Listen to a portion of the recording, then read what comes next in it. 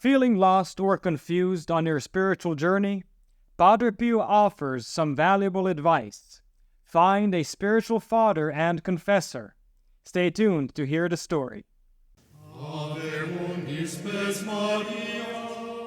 Welcome back to our YouTube channel following Padre Pio. If you're new to our channel, Padre Pio was a Capuchin friar, mystic, and miracle worker whose intercession is still very powerful and active today. We publish videos and shorts 5 days a week, so follow us to find out more about the life of this fascinating saint, and you will be amazed at what Padre Pio can do for you, a family member, or a friend. And now to our story. Today's story is sourced from the book De Padre, Saint Pio of Pietrelcina, written by Father Marcellino Iasanzaniero.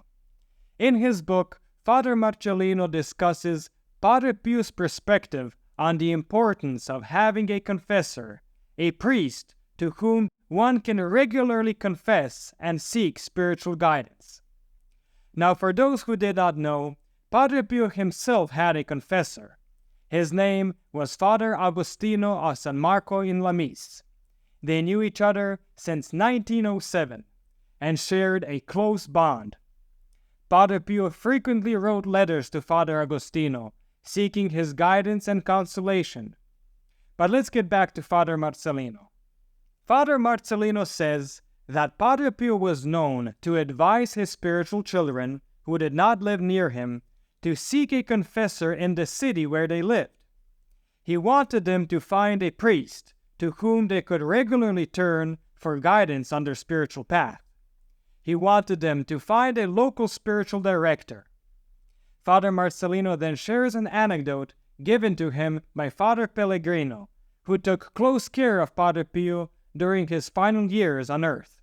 He writes, "Even though the Padre was the only person who had the right to guide his spiritual children, saved for eternity at the price of blood, he usually avoided taking on the responsibility of personally guiding newcomers.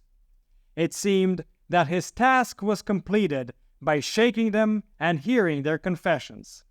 Now, considering the vast number of spiritual children Padre Pio had, and considering his busy schedule, it's understandable that one might get the impression that Padre Pio's spiritual guidance was limited to just a few minutes in the confessional every now and then. However, Father Pellegrino elaborates further. "One day in the garden, after listening for a while to a conversation I was having with a new convert, Padre Pio intervened and said to me, 'But what are you up to? Let this poor man seek advice from his priest when he returns home. Don't confuse his ideas.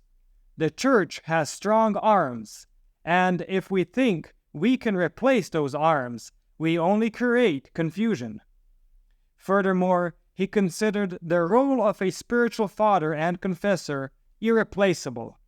In fact, he repeated to many of his spiritual children, 'Respect the advice of your confessor, and if you don't have one, make an effort to find one.' However, this doesn't mean that Padre Pio didn't watch over his spiritual children. In fact, he once said, 'I accompany all my penitents as if I become their shadow.' To emphasize this, let's explore an anecdote shared by Father Pellegrino about Probo Vaccarini, a spiritual son of Padre Pio who followed the advice to find a local confessor. He writes, "Mr. Vaccarini found a confessor with whom he was very satisfied. But one day, when he arrived at his confessor's church, he received the bad news that the priest he had entrusted himself to had been sent elsewhere. So he made a pilgrimage to San Giovanni Rotondo and spoke to Padre Pio, expressing his sadness. Padre Pio responded reassuringly, 'I am with you.' 'But Father,' said Mr. Vaccarini, 'you are far away. What about when I return home?' And Padre Pio replied, 'I will be by your side, I will be by your side,' reassuring him that he will not be abandoned. Indeed, through life's ups and downs, Padre Pio's guidance never left Mr. Vaccarini. After his wife died when he was only 51 years old, He attended Padre Pio's Mass in San Giovanni Rotondo and felt a strong calling to become a priest. He was eventually ordained at the age of 69. The man who was once in great need for spiritual guidance became the one offering it to others. He faithfully served his community for 31 years, never missing a day of service. End of story. I'd like to take a moment to thank the members of our Protected Children of Padre Pio program for your continued financial help and support. You make these videos possible for everyone. We thank you from our heart. May Our Lady and Padre Pio reward you abundantly. If you're not yet a member of this special program, why not join now? Members have special spiritual as well as material benefits. Just click the link in the description below to find out more. Thank you for listening. Please do share this video to help our channel grow. And please give our channel a boost by continuing to watch another video. This will help with the YouTube algorithm. I have recommended some videos especially chosen for you on the end screen.